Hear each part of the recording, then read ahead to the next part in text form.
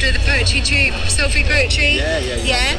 Okay, so we basically, I do the media, so I do all our videos and our marketing and all of that sort of stuff. And we're working on a project at the moment where we, essentially what we do is we provide a platform for people to speak their truth, and it's a very healing kind of form of expression to make sense of things and process and all of that. So my questions, my first question, you can answer together, you can answer separately, is what is happiness to you? Who's going to take it? And you can, welcome to hold it as well, because you guys will be better on holding. What is happiness? Well, I feel like I've got to come up with something deep and philosophical. If you have, just go with it. Whatever comes. Because sometimes it is deep and sometimes it's not so deep. So whatever you like. Yeah, happiness for me is releasing any tension we have, finding a space of peace that we can just relax and enjoy our environment. Embrace change as it comes. That to me is happiness. Are you happy? Yeah, I am. Yeah. And how would you say it's part of a process, or is it taken you something? I'm guessing because it usually takes us to know some unhappiness before we. Well, I'm not happy all the time, and for me, I feel like times of unhappiness are very important to acknowledge the times of happiness. And you can't have one without the other. It's always a cycle of ups and downs, and how we can merge the two together, sort of feel both at the same time, because there is space for them both. Absolutely. And allowing for, I guess happiness, because happiness is a state of mind and being, and to be happy, like you were saying, the ebbs and flows of life, they're going to pull you this way and that way. So happiness, I guess, is just being in a state of ease whilst all of this external phenomena is just happening to us. We just choose to, happiness, I guess, is a state of responding and reacting or enacting or, to it in a way that is easeful and peaceful, whatever is kind of being presented to you in the moment, I guess. The expression, I don't know if you get this, but you're taking the path of resistance, when things just flow. When, the concept of the path of least resistance, when things are flowing and we're, I think, like you were saying, in that state of ease, and things are peaceful. I think because we create here, but we co-create with force, and that means that there are some things that are completely out of our control and feel chaotic, and it's there's nothing we can do about it. It's only chaotic when we resist. When we resist it, embrace it, take it as a part of ourselves. That is happiness. That is peace. Absolutely. Yeah. Okay. Would you like another one? Yeah. Another question. Okay. What does freedom of speech mean to you? And what importance does it have, if any? You've got one? Yeah. Good. Yeah. Go on, into the mic so that I definitely get it. So freedom of speech to me, self-explanatory. Everybody is free to say their piece, but I think it's very important that we take time to not speak and listen, and that's when we will really find what we want to say, instead of just speaking without thinking, because that, within the whole concept of freedom of speech, creates a lot of confusion and stagnancy when everyone's just speaking. But if we actually speak much less and we're mindful about what we share, it comes from a place of truth rather than reaction. And freedom of speech is important, but the freedom to listen is even more important. Nice one. Yeah. And stepping into your sovereignty, actually knowing that you are the monarch of your being, and therefore you, in that knowing, when you establish that, which everyone is, and we live in a world that just takes that away from us. We live in a world where it's presented to us that we are dependent, and therefore we have to conform in whatever way. But actually, we are living, breathing kings and queens, and therefore we have the right, the divine right to speak from a place of truth, and when it's from a place of truth, that's when the silence comes into it. The humility of speech. That's real free speech when it comes from that space, and the power that you are in your sovereignty, I guess. Yeah, absolutely. No, I think you hit the nail on the head. That's exactly how I see things, how I feel about it, is that I think that we have been conditioned for like the longest amount of time to conform and to think collectively, you know, with the thoughts that are presented to us, the beliefs as they are presented to us, and there is a safety in conforming, you know, because to swim against the tide or to go a different route it takes some sort of courage or something, you know, that it's far easier sometimes just to like allow yourself to give that power away. So and you've got to experience it, like, and, you know, creating a space like this that is so feels free. I mean, the feedback that I've gotten, you know, from people entering this space is that there is a release that just naturally happens because, you know, everyone's so supportive. We've got beautiful food, painting, creativity, art, you know, music. There's all these things that allow for us to be in that state of peace, so we can feel sovereign, or, you know, and even if people don't understand these things and don't explore it in the way we're speaking right now, I think what's important is just creating that container and that space for people to just feel allowed to have that courage to step into that sovereignty, step into that free speech, and you know, flow with it. I think also that's a really good point, is that we have to create it, because it's not being given to us by the powers that currently be.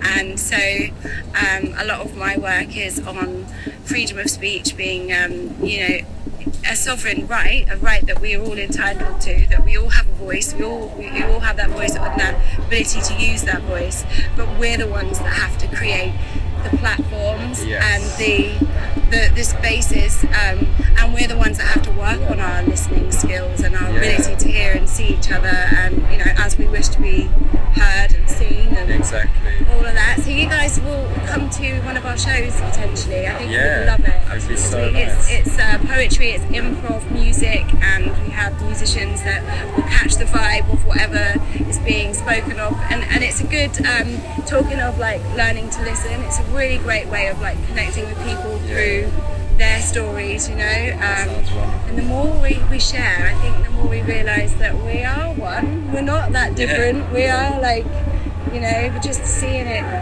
with many different eyes, but it's the same love. It's the same love and when feeling. we're flowing against the tide, we're actually just flowing in the tide. It's not against it at all. It's just that the tide we've been taught is the actual opposite of the tide, and so to go off against the tide in your own direction, you're actually going in the collective direction that all of us are going in. Towards nature. It's beautiful. For me, freedom of speech, what tops it really is freedom of action and leading by example, because the most potent teachers don't need to speak.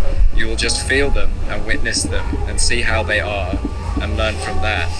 And I think we should all act more, like not act as in pretending, but actually embody our action more. Because there's a lot of talk and not a lot of doing. More talk, more trousers. Something like that. No, I love that. Okay. Well, thank you. Beautiful. Thank you very much. I don't need to do any outro. I don't know what I'm doing. I'm just going to cut this bit. Thanks, guys. Thank you very much. It's really cool. I'm gonna. Are you on Insta or? Let me put this on here. Guroots then today. You'll make it. You see. Okay. Make a Tell me actually while we're here and we've got a microphone and a camera. If Annabelle's okay with I know. Look at this. This is amazing. But there's no wrong or right way of doing this. And if your arm is heavy, should we move a bit? Should we move? The tree, we can see the tree.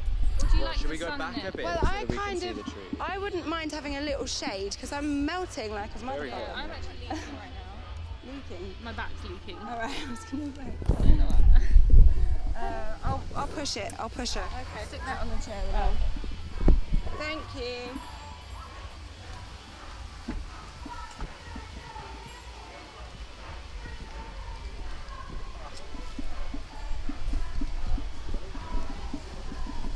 Right.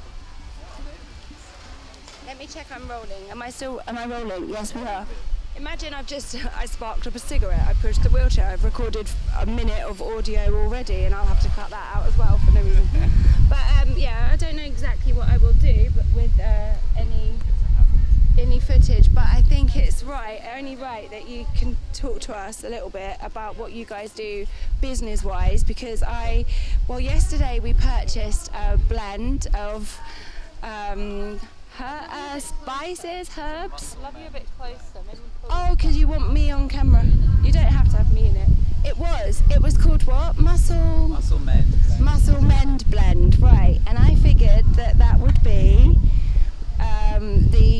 the one for me.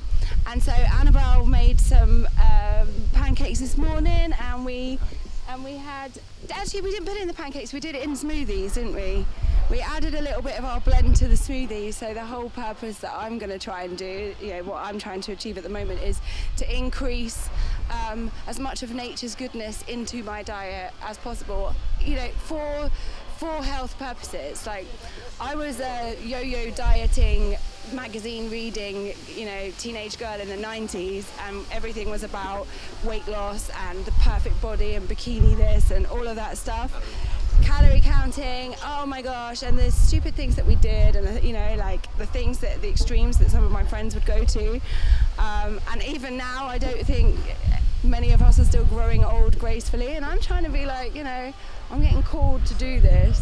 So so tell us about how you guys started this. It's a business, right? And what's the name of the business, and how are we doing with that? And just give us So it's still very much emerging at the moment what it all is. It started as Guroots, just being a kind of smoothies with added adaptogens, so the blend that you got, and we do other ones, warrior blends, beauty blends, and various other ones. Basically, adaptogens are herbs, roots, plants, flowers, leaves that basically naturally bring your body into a cohesive state without causing any disbalance. It was a term, I think, that was invented, well, not invented, it was curated, given to these plants that have, they've been used for thousands of years by a Russian doctor, I think in the 50s, who was doing a load of research on it. He called this specific, sort of compounds or whatever. Yeah, adaptogens. He named it. He kind of built the research and the science that backs it. Okay. But these plants have been used for thousands of years in Ayurveda, Chinese medicine, the Aztecs, Egyptians. There's so many, and we kind of looked up, delved deep into what each of these herbs do, and curated blends. From all around the world. There's amla powder, that is one of the berries with the most potent amount of vitamin C. That comes from India. And then you've got baobab from Africa. That is super high in fiber, and fiber helps kind of absorb all of the nutrition from the offerings in the blends. And then you've got maca, which is from South America, which works on endurance. Maca is something that I have in abundance at home in the cupboard, because somebody suggested to me cacao and maca as a... Cacao is an adaptogen as well, naturally. Oh really? Yeah. Okay. So I've tried to make a hot chocolate type drink, and so far I don't think I'm really blessed with the kitchen skills required anyway, to be honest with you. So I could definitely do with using that, having a little go at that. But how did you come up with the blends in the first place? Is it intuitive or research? What is it? Well, research for sure. I've kind of delved deep into Vincent van Ladd, who's basically the Ayurvedic king that brought Ayurvedic wisdom to the West, and he's kind of one of the forefathers of the modern contemporary way of practicing Ayurveda. Okay. So I've got all his books, delved deep into that. He's got loads and loads of really brilliant ones, and I kind of went through each blend. He's got really detailed, information on all of them, and on what energetic centers they would work on, what intentions, to give them whilst you use them, which we're kind of curating in our blends. There's little how to use, what kind of, and we have that intention bowl right next to all of our products, and it's kind of in line with homeopathy, where you take a moment before you consume, you eat, you bring in this medicine, so it kind of activates it as you're digesting it, as you're ingesting it. So the digestion process kind of brings about the qualities and of the intention and the herbs. Yeah. So yeah, that's Magic. pretty much. And going Magic. back to adaptation and you saying, you know, in the 90s and whatnot, that whole agenda of weight loss for and weight loss, changing your diet for weight loss and yeah. vanity's sake rather than health. I mean, Yeah. it was never even. and then on the other side of it, you know, McDonald's and all the Yeah. pesticides, all the GMOs, all the you know, high fatty content foods that we've just kind of has just become the norm. Yeah. Adaptogens are kind of helping us process that. You know, Right. they help us come into that healing space because adaptogens meet you where you're at, Right. and they naturally kind of So you bring think your that we body can into cohesiveness. rebalance and we can eradicate and undo some of the damage that It we've takes done? like not just adaptogens. Absolutely, you need need you need good balance. life force. You need to breathe well. You need to move. You need to, Yeah. you know, have high prana living foods. Another thing we do is activated nuts, which is basically where you bathe the nuts for 12 hours and then you dehydrate them for 24 hours, and it basically brings about the life force energy of the nuts, so you can. Activates their germination process so that Right, yeah, they are okay. living. And they're still raw, so they're not cooked. They have to be dried out at under 41 degrees, very specific. And see what Otherwise it I'm becomes a cooked noticing. food. I don't know if I told you that I'd been growing and harvesting my own. I don't know if I can. So you might not even need to do this, but I'll take it just in case. I've been growing and harvesting my own nettles. I mean, I didn't plant them. Nature planted them, and but I was learning about, you know, the benefits of them, and they're obviously considered to be a weed in the UK, and many people just get rid of Yeah, them. like dandelion as well. which is Dandelion, medicine. dandelions were coming to me in dreams, and they were telling me in dreams, like, you need to investigate us, you need to, and I started to research into that, so I could tell you a few things about the dandelions. So incredible, you know, magic and medicine growing on our lawns, and they purposefully come up near the humans because we have an exchange that we can, you know, but I've certainly found that from bringing these plants into my diet, I now have this relationship with them, and this expression, you are what you eat, has never felt more resonant and more prominent it's really, you know, so yeah, so at the moment it's perfect to be here now, and there's so many different people who are so creative and coming up with like these you know, different blends of different things that are both healthy for us and nutritious and, you know, Bringing in good ancient for wisdom that. as well, you know, Exactly. because it's Yeah. always been there. You know, it's only in the last 100 years where we've forgotten that all our medicine is literally beneath our feet. And in Ayurveda, there's actually a kind of a saying, I guess, that when you walk barefoot in your land, in your lawn, in your garden, nature will grow exactly what your needed. family and your being needs through just engaging and, you know, receiving those electromagnetic fields through your bare feet and the earth. And, you know, it's listening. The earth is listening Yeah. to us, and it does provide, and that's part of Yeah. this healing process, is trusting that we are fully looked after. Yeah, and You where know, we're even- supposed to be. even- We're not imposters here. It's Yeah. not. Nature will meet us where we're at. Yeah. We don't need to strive. We don't need to try or overexert ourselves. Yeah. We're so provided for abundantly. Yeah, you're so right. You're so right. This is Yeah, and we perceive that we're not, you know, I feel like it's an agenda have thing. a- To me, a that's lack how it feels, that of- people, you know, Yeah. there's a lack of food, there's a lack of petrol, there's a lack of this, and it's all Yeah. just There's no lack. to create, Fear. create lack, which creates resistance, fear, and lowers our vibration, lowers our energy, and Yeah. just saying no to that is Yeah, because the empowering. truth is, as soon as you put your hands to something and the intent is there, and you start to work with nature, and you don't have to know it all. Like, I certainly do not know it all, and I'm making tinctures and balms and experimenting. And I liked also what you said about the energy that you're in when you're actually creating these products and these blends. I'm guessing it must be sort of similarly to me, where, you know, it's intent, it's a positive mindset, it's the willing to heal ourselves and each other, and all of that energy going into this, you know, into the creative yeah, process. when we co-create with creation, we can, I mean, it is paradise. We're cultivating paradise, That's another whole literally. part of our process when creating our products. Right. making sure we're mindful and putting in that good energy, that good vibration and intention, is that is what's going to activate the healing properties and work with our ingredients in unity. And it's great for us as well, you know. Let's claim that selfishness as well. Like, it feels beautiful to choose to cook and provide for other people in a way that, you know, singing songs, and, you know, whether it, because we kind of started off having mantras and frequencies on when we were cooking and bathing our getting into a meditation with it, breathing with each. But also that can be, you know, putting some drum and bass on and, you know, having it, and as long as you're uplifting that energy and bringing joy into the process, that's what matters, you know. Before there was God, there was the word, you know, so the word vibration. The word was God. Yeah, so kind of bringing that energetic frequency of sound definitely plays a really important role. We could do a whole. We could talk We all could do day. an Oprah. We should. Let's do it. We should. Absolutely. Yeah.